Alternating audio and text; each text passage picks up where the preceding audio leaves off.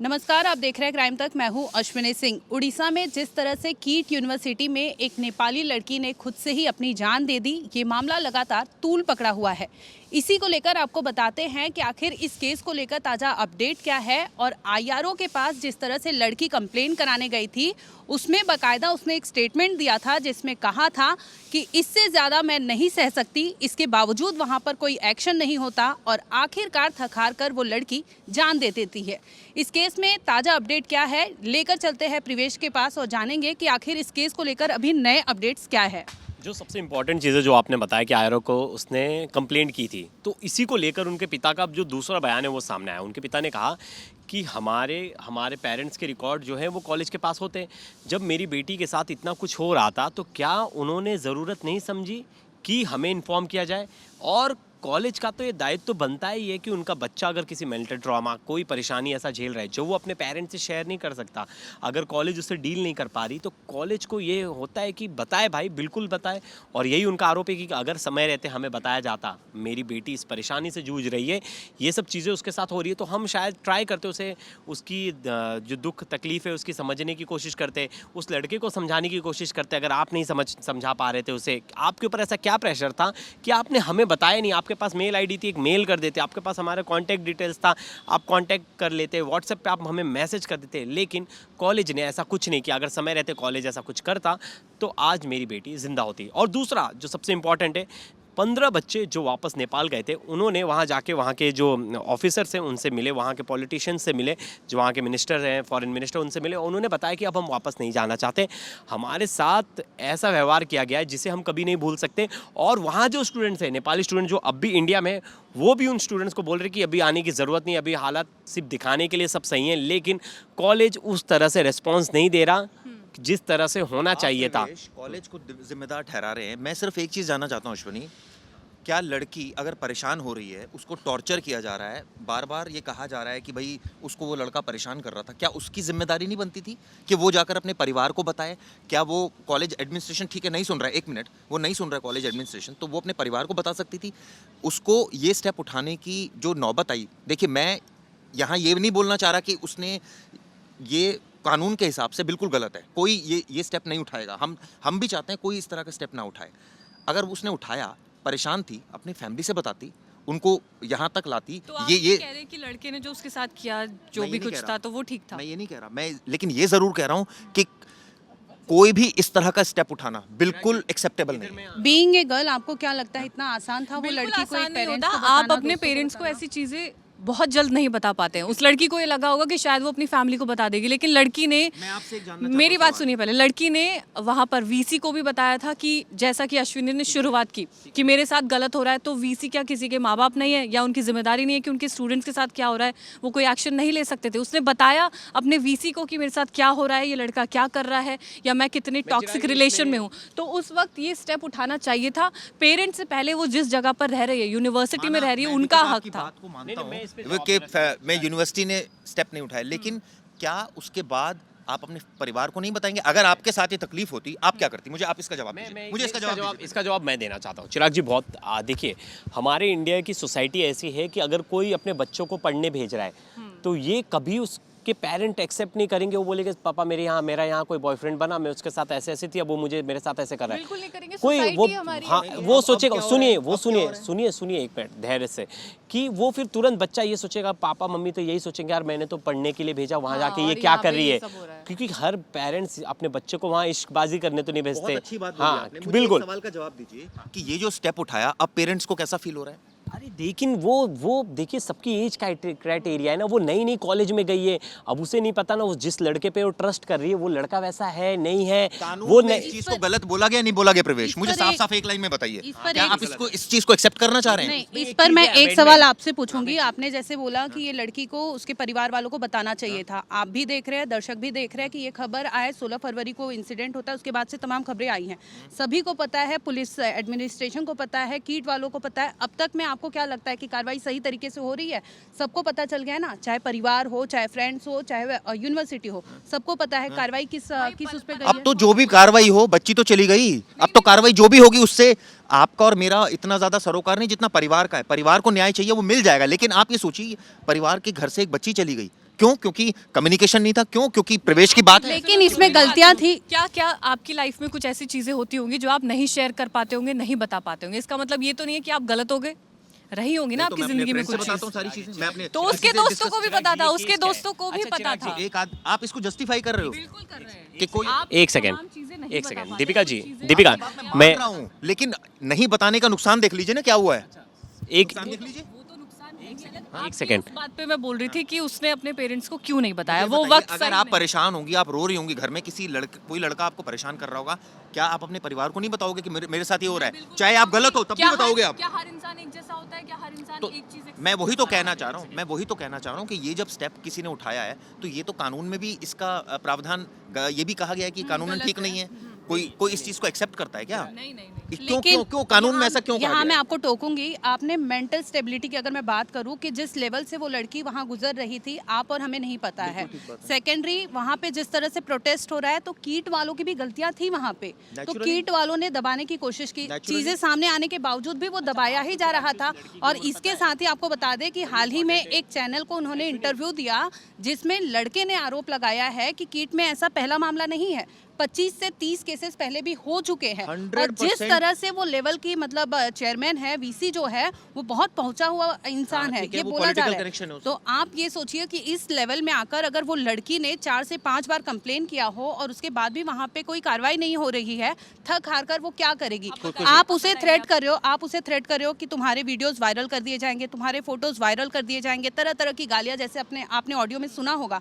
ये गालियां किस लेवल तक की आप जस्टिफाई करोगे कि वो लड़का सही था? स्ट्रेस दिया जा सकता है, आप बताइए। नहीं, मुझे बताइए, ये स्टेप उठाना आप जस्टिफाई कर रहे हैं। नहीं, जस्टिफाई मैं तो बोल रहा हूँ कि उनकी गलती है, मैंने कब बोला यूनिवर्सिटी की गलती नहीं है, लेकिन इसका एक दूसरा पहलू भी है सिक्के का। आप एक पहलू से मत देखिए सिक्के को, इस चीज़ को कोई आज की डेट में हमारे जो अगर बच्चे इस गलत राह पर चलते तो पेरेंट्स का क्या दायित्व होता है? वो समझाते हैं ना बच्चों को। आजकल तो फ्रेंड्स हैं, आपके माँ बाप आपके फ्रेंड्स हैं, आप उनसे डिस्कस करते हो कि पापा ये दिक्कत हो रही है, बताइए। अब अभी कीट भी वालों की मुझे- बात करती हूँ। मुझे- कीट वाले अगर सही टाइम पे इस जो भी उसने कंप्लेन दिया था, अगर इस पे कार्रवाई करते तो क्या वो लड़की आज जिंदा नहीं होती? भाई बिल्कुल जिंदा होती। और देखिए, वीसी को उन लड़कों ने बोला था जो उसके दोस्त थे कि इससे पहले भी 20 से 30 बच्चे ये कदम उठा चुके हैं। यानी कि कॉलेज को पता था, प्रशासन को पता था, लड़की थी, लड़की की बात दबा दी गई, उसको ब्लैकमेल किया गया कि उसके वीडियोस उसके पास है या उसको बदनाम कर दिया जाएगा। तो कहीं ना कहीं क्या आपने क्या कोई गलत काम किया जो आप ब्लैकमेल हो रहे हो? अगर आपने सही एक मिनट अगर आपने सही काम किया होगा तो आप डरोगे? अगर आपकी तस्वीरें लेकर अगर आप किसी प्राइवेट रिलेशनशिप में और आपकी तस्वीरें वायरल करने के लिए कहा जाए तो आपको डर नहीं कोई लगेगा? भी लड़की डरेगी। ठीक है, एग्री। तो आपने कोई अपराध थोड़ी कर दिया अगर आप रिलेशनशिप में हो तो। नहीं, तो इसका मतलब ये नहीं है कि आप लड़की को वायरल कर दोगे। इसका मतलब ये तो नहीं है कि तस्वीरें, फोटो, आपने ऑडियो वायरल हुआ, उसमें तरह तरह की गंदी गालियां दी गई, क्या लड़की डिफेम नहीं हुई? लड़की को गंदे तरीके से उसने गलत चीजें बोली, लड़की ने एक्सेप्ट की, गलत नहीं था? था गलत। लेकिन आप फिर थोड़ी भी ना कुछ मैं भी वायरल इस कर स्टेप देंगे। को मैं कहीं से भी स्टेप जस्टिफाई गलत है, लेकिन उसके साथ मेंटल प्रवेश कुछ कहना जो चाह रहे हैं। हैरेसमेंट थी वो भी सोचना चाहिए। देखिए हम क्या है, हम ना सिचुएशन, हम यहाँ खड़े हैं तो ना हम उस वक्त ना उस सिचुएशन को नहीं समझ सकते कि लड़की कितने ज़्यादा मेंटल ट्रॉमा को झेल सकती है। एक समय मैं बताता हूँ, बहुत तरह के बच्चे होते हैं। एक बच्चा होता है जिसको वो उसके पेरेंट्स ने बताया वो बहुत लड़की इंट्रोवर्ट थी, ज़्यादा लोगों से बात नहीं करती थी, वो सिर्फ एक ही लड़का था जिससे बात करती थी, उसके कजिन से बात करती, और उसकी एक दोस्त जो दूसरे देश में बैठी थी वो उससे बात करती, तो उसे अपना दुख दर्द बताती थी, उसके पास उसके स्क्रीनशॉट है। चिराग जी, क्या होता है, हर बच्चा ना मेंटली उतना स्टेबल नहीं होता। देखिए बहुत होते हैं जो फाइट कर लेते हैं और बहुत होते हैं जो फाइट नहीं कर पाते। हिसाब से सही क्या है? नहीं सही, नहीं मैं एक चीज़ बता रहा हूँ। क्या करें ऐसी सिचुएशन है तो? सुनिए, तो आप सुनने का धैर्य रखिए। आपके पास ही धैर्य नहीं है तो कैसे समझेगा? तो उस बच्चे के पास कैसे धैर्य होगा? धैर्य ये बात है कि अगर उसने वो बात देखिए, मुझे एक्सपेक्टेशन है कि मैं इस सर से बताऊंगा तो मेरी प्रॉब्लम रिजॉल्व होगी। अगर उसके दिमाग में होता कि ये प्रॉब्लम उनके माता पिता को बताने से रिजॉल्व होती तो अपने माता पिता को ही बताती। तो उस टाइम उसके दिमाग में ये लग रहा था कि शायद कॉलेज मेरी इसमें ज़्यादा अच्छी हेल्प करेगा। रुकिए, सुनिए, नहीं अब मैंने बोला ही नहीं, तो गलत थॉट है। मैं उस सिचुएशन की बात करूँ। अगर मेरे घर में कोई क्राइम हुआ है तो मैं डिसाइड करूंगा कि पहले मुझे किसी पेरेंट्स को बताना है, पहले पुलिस को बताना है, या पहले डॉक्टर को कॉल करना है। तो उस टाइम पे उसने डिसाइड किया कि मुझे कॉलेज को बताना चाहिए। कॉलेज में ये सिचुएशन लड़ा झाड़ लिया, कॉलेज पीछे हट गया क्योंकि कॉलेज को पता है कि 20 से 30 नहीं, मैं बार-बार एक ही बात justify सुनो कर रही ना, हूँ कि कॉलेज साथ में हमने मान लिया ना इस बात को, बार बार बोलने से तो कुछ नहीं होगा ना। आपने आपने बार-बार बोलने से कुछ नहीं सुनिए, होगा कि आपने उसको कदम नहीं उठाना आपने एक चीज़ बोली कि ये वो पेरेंट्स को हो सकता है ये सोचकर नहीं बता रही हो कि पेरेंट्स शायद सुने नहीं, आपने बोली बात ये? हाँ, आपने क्या बोली? मैंने बोला डिसाइड करेगा। अगर मेरे घर में क्राइम हुआ है तो मैं डिसाइड करूंगा पहले मुझे डॉक्टर को बुलाना है या मुझे पहले पुलिस को बुलाना है या मेरे रिलेटिव को बताना है। तीनों ही हेल्प करेंगे। सुनो, उसके रिलेटिव भी हेल्प करेंगे, पुलिस वाला भी हेल्प करेगा और हॉस्पिटल डॉक्टर्स भी हेल्प करेंगे। लेकिन पहली हेल्प किसकी चाहिए वो बंदा डिसाइड करेगा ना। वो लड़की ने प्रायोरिटी रखा कि इस कॉलेज में हो रहा है तो पहले मैं अपने पेरेंट्स को नहीं परेशान करूंगी जो इतने दूर है मेरे से। तो उसने पहले कॉलेज में जाके कंप्लेंट मिला, फिर सॉल्यूशन नहीं मिला। वो उस मेंटल ट्रॉमा से गुजर रही थी। उससे लगा होगा कि कहीं ना कहीं थी कि उसकी उम्र बहुत कम थी, 20 साल की उम्र थी। और 20 साल की उम्र में हर पेरेंट्स अपने बच्चे को चाहता है कि वो करियर में आगे बढ़े, पढ़ाई लिखाई करे। और कॉलेजेस में सबके गर्लफ्रेंड बॉयफ्रेंड्स होते हैं, मोस्टली होते हैं। और कोई बच्चा थोड़ी ना अपने पेरेंट्स को बता देता है कि मेरी गर्लफ्रेंड है या मेरा बॉयफ्रेंड है, बिल्कुल नहीं बताएगा। हर कोई अपने उस रिलेशन को प्राइवेट रखता है। अब उस रिलेशन को जब प्राइवेट रखा है तो इतनी फ्रीडम नहीं होती कि वो बताए। कल को पेरेंट्स बोलेंगे, पहली पेरेंट्स ही गलती अपने बच्चों को दे देते हैं। हमारे कल्चर में आ चुका है, बहुत नॉर्मल है कि बेटा तुम्हें वहाँ पढ़ाई करने भेजा, बेटा ये क्या कर रहे हो आप वहाँ। हर कोई, अगर वो लड़का ही होता, मैं सिर्फ लड़की की बात नहीं कर रहा हूँ, अगर लड़का भी होता और बोलता पापा एक लड़की मुझे बहुत टेंशन दे रही है, ब्लैकमेल कर रही है, तो पेरेंट्स बोलते तू ये सब करने गया है वहाँ कि पढ़ने गया है। पहला सवाल ये होता है, सोसाइटी एक्सेप्ट नहीं करती कि आपकी तो उस उम्र में 18 साल 19 साल में पहले शादी हो जाती थी। आजकल बच्चे रिलेशन में आ रहे, बड़ा कॉमन हो गया है। एक चीज़ मानते हो कि आजकल एक दौर बदल गया है, लोग अपने बच्चों से बात करते हैं और बहुत डिटेल में बात करते हैं। लेकिन ये नेपाल का केस है। नेपाल में अभी भी आप देखेंगे तो ये सब चीज़ों में कहीं ना कहीं वो पीछे है। ये जिक्र करना जरूरी है। हमसे शुरू जो हम लोग हैं वहाँ पे वो चेंजेस आएंगे जहाँ पर बच्चे अपने पेरेंट्स को बता पाएंगे। माता पिता वाली जनरेशन ने, जो हमारे पेरेंट्स हैं ना, वो तो ज़मीन आसमान का फ़र्क है। जो अभी वाली जनरेशन है, जो अभी 30s तीनों की बातों से मुझे ये प्रतीत हो रहा है कि आप कह रहे हो कि मेंटल ट्रॉमा में थी, ये तो मैं भी मान रहा हूँ। वो बहुत परेशान थी तो वो मजबूरी में ऐसा उसने कदम उठा लिया। आप तीनों का ये जो मर्म है ना बात का, वो ये आ रहा है निकल। नहीं तो मैं आपको बता दूं, 150 बाउंसर आते हैं, 4 पुलिस का ट्रक आता है और जिस तरह से किट वाले वैन लाते हैं, वो जस्टिफाई था। अगर उसने गलत स्टेप उठाया वो सही है। एडमिनिस्ट्रेशन तमाम ऐसी चीजें की जा रही है। नेपाली स्टूडेंट को वहाँ पे रेसिस्ट कहा जा रहा है और इस तरह से भेगा। इस यूनिवर्सिटी को बंद कर देना चाहिए। ये जो हरकतें उन्होंने करी है, उन्होंने एक देश के बारे में कमेंट किया, उन्होंने वीडियो बनाई, उनके टीचर्स ने ये तक कहा कि जो हम फ्री बच्चे पढ़ा रहे हैं 40,000,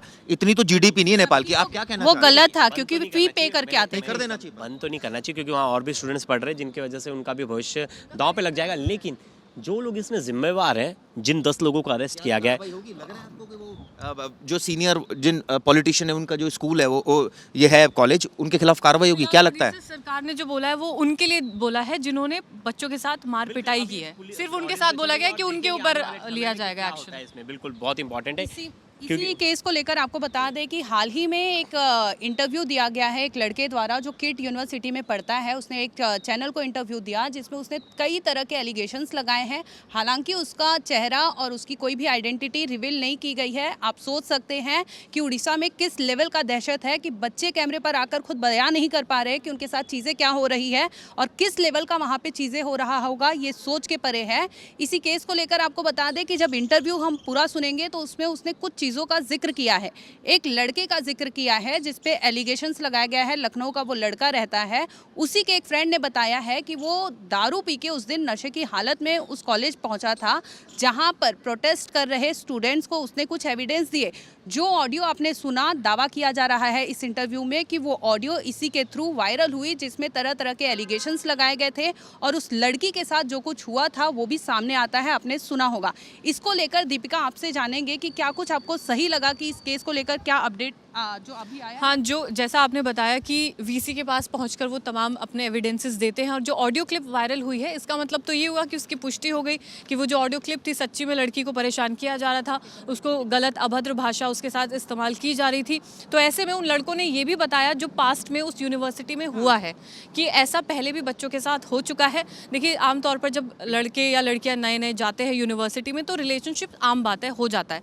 लेकिन ऐसे में जब टॉक्सिक रिलेशनशिप होता है उसके बाद ऐसे कदम उठाना जो कि गलत है, जो हम सब मानते हैं कि गलत है, लेकिन यूनिवर्सिटी का उसे नज़रअंदाज कर देना वो बहुत ज़्यादा गलत है, ऐसा मुझे लगता है और ऐसा हम सबको लगता है। तो ऐसे में अब ये एक्शन लेना चाहिए कि अब उन लोगों के खिलाफ क्या किया जाए जहाँ पर इस लड़की की आवाज़ को दबाया गया, नज़रअंदाज किया गया। एक आदमी के खिलाफ एक्शन हो जो यूनिवर्सिटी का है, जिसने इस बच्ची की बात को नज़रअंदाज किया, चाहे वो यूनिवर्सिटी का कोई भी स्टाफ हो। इसमें कई लोगों को अरेस्ट भी किया है, बैडमिंटन सुसाइड में भी अरेस्ट किया है। ये हम जाते जाते ये ये चीज़ कहना चाहेंगे कि जाते जाते हम ये चीज़ कहना चाहेंगे कि जो नेपाली स्टूडेंट्स जो वहाँ पहुँच चुके हैं, अगर वो हमसे कांटेक्ट करना चाहेंगे तो क्राइम तक की मेल आईडी पे आप मेल कीजिए, आप अपना नंबर शेयर कीजिए और हम आपसे बात करेंगे और हम आपसे जानेंगे कि कॉलेज में आपके साथ क्या कुछ हुआ था। हम मेल आईडी इस कमेंट बॉक्स में पिन कर देंगे, आप हमें ज़रूर मेल करके बताइएगा। आगे की अपडेट अश्विनी अगले वीडियो में हमारे साथ लेकर आएगी और उस वीडियो को ज़रूर देखिएगा आप सब। धन्यवाद।